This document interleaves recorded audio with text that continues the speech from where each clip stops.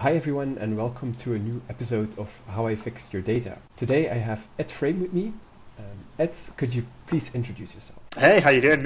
My name's Ed. I run a HubSpot agency over here in Melbourne, Australia. Not where my accent's from, but that's where we are. And yeah, we're a platinum partner who specialize with SaaS businesses in particular. Okay. Are you mainly serving your home markets? Yes, absolutely. Australia and New Zealand mainly. We get a few every now and then of a good one outside or a global company around the world. But the less times I can be meeting at this time of night, the better. Sounds familiar. And what processes are you usually solving? What is your focus next to the SaaS companies? Yeah, great. So with SaaS companies, a lot of what we do, one of the main things is really helping with that recurring revenue side of things.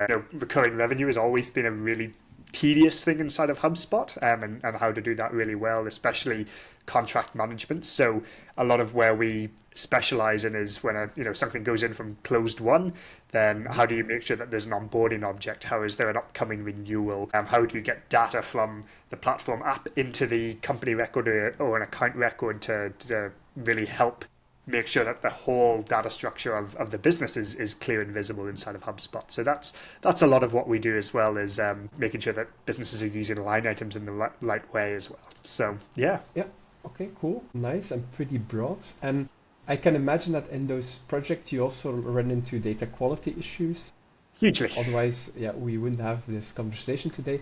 Like, what are some common data quality issues that you run into with your clients? Yeah, great one. So it's not the one that I'm going to focus on today, but just some other ones are a lot of where you've got, multiple leads coming through, or, where you've got, businesses, especially in SaaS, where they've started with, creating deals for just about everyone, and then you've got so many deals for the same company. That's a really common one. One other thing, especially again with subscriptions, where if you've got a company that's take a sort of a big company like Deloitte, for example, you might only one of their many offices or many sub businesses sign up to your subscription, but that there's many others out there. So working with a lot of SaaS businesses where you might have one company, one subscription, but there might be many other of those same companies that could become a customer, like the Belgium office or the Belfast office, or, and all these different things. So how to make sure that we can make sure that there's a kind of a company structure around that, rather than just relying on the domain name, which will run into many different errors. So that's another big part of especially the SaaS business world. Yeah. That sounds very familiar, like the parent-child relationships, and that comes very close to duplicates, the use case that we're going to discuss today, because it's often a parent-child or it's a duplicate. It depends a bit on the client's needs. What data quality issue would you like to highlight today? Yeah, great. So we've been working with a client who they service the dental market. So essentially their clients are all dentists, which is a slightly unusual one for us. But one of the things that was really interesting when we were working with them was when they gave us a list of their data, you had all these dentists who all share the same email address. So for example, you take the same one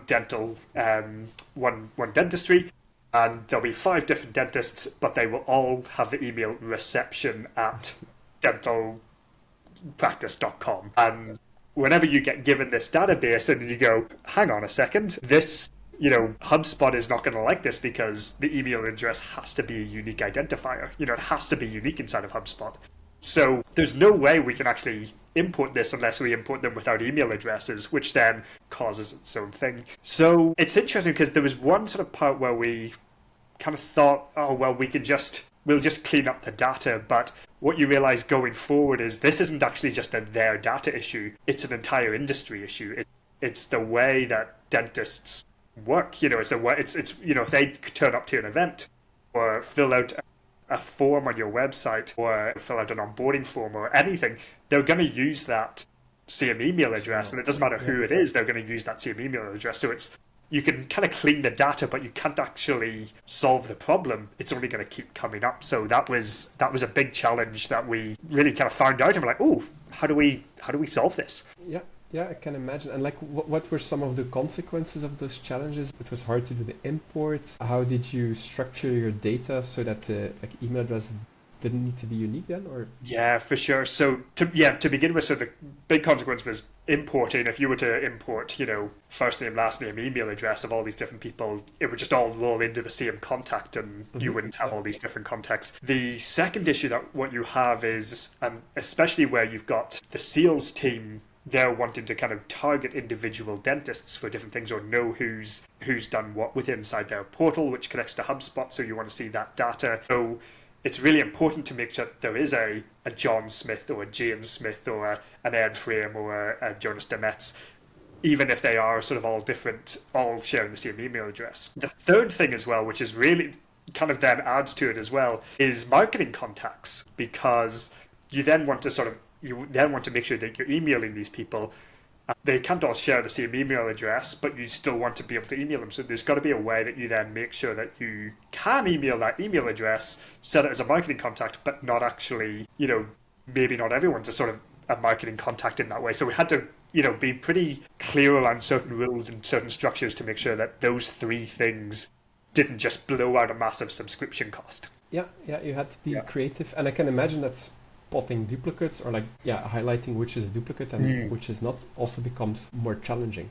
So how did you then approach this? How did you solve the unique identification, the fact that they have multiple email addresses or the email address is used across multiple contacts? So what we've done is it took us a while to get to this point, but what we ended up doing was on all the forms, we actually don't use the email address field within HubSpot. We use a custom property called practice email.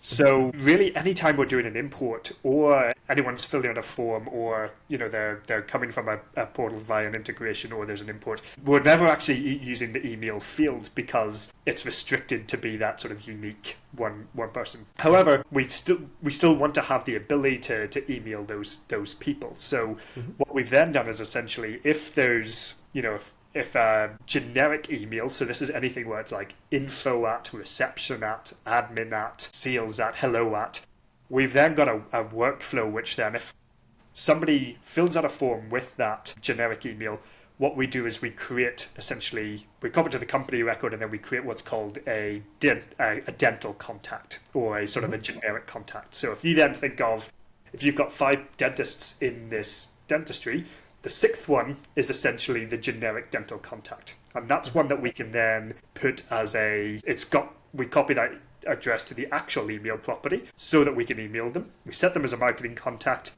and they're essentially tagged as a generic contact. And the first name, last name is essentially the practice name dental contact so that we make sure that we can still market to them. We just then have to make sure that none of the emails have like a personalization or anything like that. We've kind of lost the ability to do that, which we wouldn't have been able to do anyway because you've got 5 different people sharing the same inbox, and reading the same emails. So that's how we've really done. So a series of workflows whenever somebody comes in, but then thanks to Koalify, somebody comes in, uses a generic email, and then somebody else comes in, and then essentially what we're looking then for is first name, last name, and essentially really the street address or the suburb, or in HubSpot property terms, the city. If that's the same, then essentially it merges together so that you don't have too many Jonas Demetz. I don't know where you're in Belgium, but essentially if there's like 4 of those, there's great, well, that's probably the same person, and it merges them together. So different ways of looking at sort of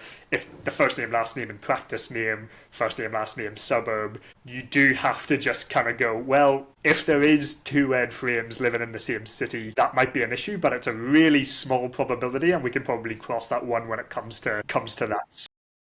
Yeah, especially giving the focus on like the dentist specifically, so the chances that there's like exactly a dentist in the same region with the same name is like very, very small. Okay, but Correct. very nice approach, very cool setup. Could you share maybe how you used and Koalify to detect these duplicates as you were not able to rely on the email address as that was not a unique identifier? Yeah, 100%.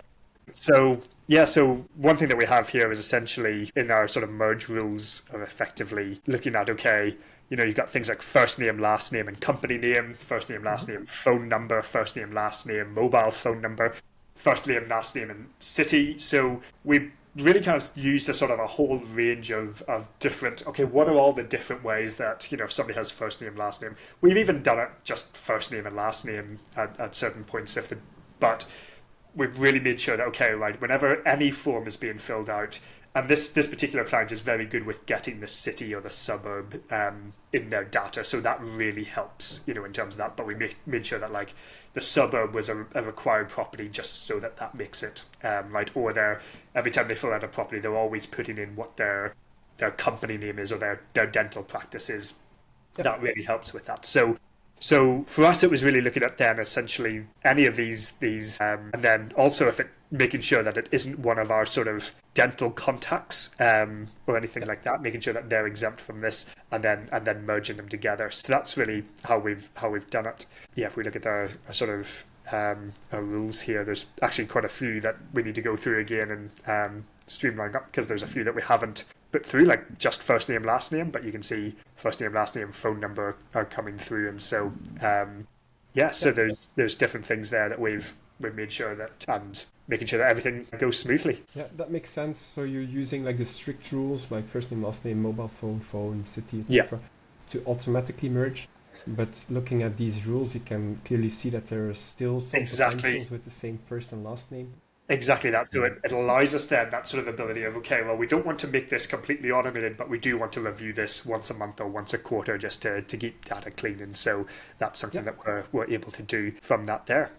Especially like if somebody does have a personal email address, so, like at exemplify.com.au, little plug there. If they do use that still works. So if it's somebody it's not like an admin contact, it's still then straight away that's going to copy that email to the email address and keep that, because we don't want to lose that, and we can still set them as marketing contacts, even though it's really, dentists, it's probably here in Australia, it seems to be about 60-40 is that generic admin, 40% people using their own personal email addresses. So that's one thing that we've been able to do there. Nice, a great approach. And what were the results for your clients? So you probably came in, they reached out because they had an issue. What were like the main results that they achieved? Many fewer marketing contacts, first of all. So there's money saved there. So that was one thing in particular, where essentially when we came in, everyone was essentially a marketing contact, even if they had email addresses. The confusion for the sales team of, so somebody who originally was, I guess, the email reception up, they might have been Jane Doe, and then essentially somebody else fills out a form the next day and that becomes Robert Smith, and then it's just like, oh, okay, well, I thought I was talking to Jane and this is her mobile number, but now it's changed to Robert. So there's much less of that. So it means that if the sales team or the account management team are then wanting to talk to an individual, they can still talk to that individual in terms of that, not having to rely on that. So those are the two big ones. But yes, just a much clearer contact to company structure as well in terms of that. And I guess actually on the other side of things, that's sort of on the contact level. On the company level, you've got that same thing where you've got, maybe sort of a dentist chain, different locations, but this, in particular, and I would say most businesses in HubSpot, you want to sort of target each of those differently because they don't have a head office. They all operate independently out of a franchise. So again, the domain name, not a good unique identifier. Keen to have further drinks with you around why the domain name is, why you can import data based off domain name, because it just doesn't seem right to me. So, but yeah, so same again, and then we've got essentially, okay, well, the company name is made up of practice name and suburb, and so we kind of know from enough of the data that it's very unlikely to have the same dentistry in the same suburb in two different locations. So again, similar thing on a company level, if the practice name and the suburb match, then that merges together so that we don't have multiple companies being created all the time. So so those are kind of the sort of the contact case side and the company side as well. Yeah, because we didn't indeed touch upon the company side, but I can see that's very similar to the contact side. But instead of the email address, it's the company domain name of the franchises that are used across all the different companies. And that's a general theme across all companies that deal with franchises Yep. and that want to keep those franchises separate because they sell to the individual location, then relying on the company domain name as a unique identifier is not ideal. 100%. Like your setup with including the location is a very good approach. We could do an episode on franchises. That's a good idea. Absolutely. I think there is that sort of deeper you get into data structures inside of HubSpot, you kind of go, why can we import off domain name? That doesn't seem right, especially when you get into that franchise territory or multiple site territory. It becomes a really difficult. Yeah. I'll put it on my to-do list, and we'll have a follow-up conversation. Fantastic. Specifically on franchises. But cool, great results. In terms of like duplicates, do you have any idea where they were coming from and where they're currently at in numbers? Yeah, great. So at one point we were up to about sort of 40, 50,000 contacts. We're down to about 20,000. So a lot of that was just straight off the bat of, we can see 40 or 50 of, Jane Smith, that needs to merge there. So a lot of it came in different ways. One was just importing, but in fairness to the client, like unless you've really gone through this, like the way they were importing data was the conventional way to do it. They, in a sense, weren't doing anything wrong. They were going, okay, well, we've got a database of email, first name, last name, email address, and importing it the right way. But then, obviously, the email address being that sort of unique identifier kind of hit them, and that was sort of one thing. But then, people just creating new contacts or, doing an import without email addresses and then getting all these. So for us in particular, it was sort of anytime somebody wanted to import something, we kind of had this like, can you just send it to us first so that we can tell you, what to do? And then you had, while that's going on, you're trying to fix that every day. 20, 30 people are filling out a website form. So that's sort of also ticking along in the background doing this thing where you're, I think anyone who's really sat down and tried to clean a database, it's always 2 steps forward, 1 step back, 2 steps forward, 1 step back when it comes to trying to clean something up, when it comes to live data. So being able to fix the kind of, okay, well, what's the appropriate way that anytime we do an import or anytime somebody fills out a form or anything comes from an API, this is where the data comes from. Actually, if we didn't have Koalify, there would be a lot of it, and then essentially Koalify has been that perfect little tool for just cleaning it all up and merging things together. Yeah, you can keep the forms on, you can let them do the imports. Just make sure that you capture the other properties like the cities, and then if those first name, last name, city matches, exactly, it gets rolled up, it gets auto-merged, and you avoid... Exactly, and you kind of, you run that sort of piece of, okay, well, what's the sort of the better thing for conversion optimization? Do we really need to ask this stuff? But you kind of go, okay, well, actually, yeah, in order to do this really well and keep the data clean, we do have to ask these questions. Suburb being a really key one, or street address could be a good one as well, provided people fill their street address out correctly. But now that fuzzy matches are coming in, that's, it makes it even easier now, which is great. Cool, nice. Let's close with your lessons learned, maybe. Like, is there one takeaway from this specific project that you would like to share? Other than commercially, where it was just like you severely underestimate it, because you go, you look at a database and you go, oh, we've fixed databases in the past, and I think this project was a great one because we've learned stuff that we didn't even expect, or you then look at something and you go, actually the database isn't the issue here. It's very easy to sort of just blame a client and go, oh, you've got messy data. You actually look at it and you go, actually, the database is not the issue. It's actually this industry which is causing the issue because of the way HubSpot is structured. That's kind of, no one's wrong in that. You've just got to go, oh, these actually square peg and round hole. So we've got to find a way of making this work, because this client is going to really get a lot of use out of HubSpot if their data is correct in all the things that they want to do as a business. And you can't just go and knock on every dentist and go, can you stop using the same email, please? It's driving us nuts. You just can't do that. So you've got to get creative. So for us, this was a really great project to really go down rabbit holes of like places unseen. Now that we've done it, you kind of go, okay, well, who else has this issue that we can try and solve this same thing for? So this is why it's a pleasure being on this podcast, to be able to know that, kind of prove that we know what we're talking about when it comes to this. That's a very great use case. Love the creativity and in the end the simplicity of the solution and how Koalify fits in into that story as like a Mm. small tool indeed to keep it duplicate free, and so you don't necessarily need to use the email domain. So very, very good story. Let's spread the word. So you're able to help with other of these use cases. Thanks a lot for sharing this at great episode. Yeah, thank you so much. Thanks for having me.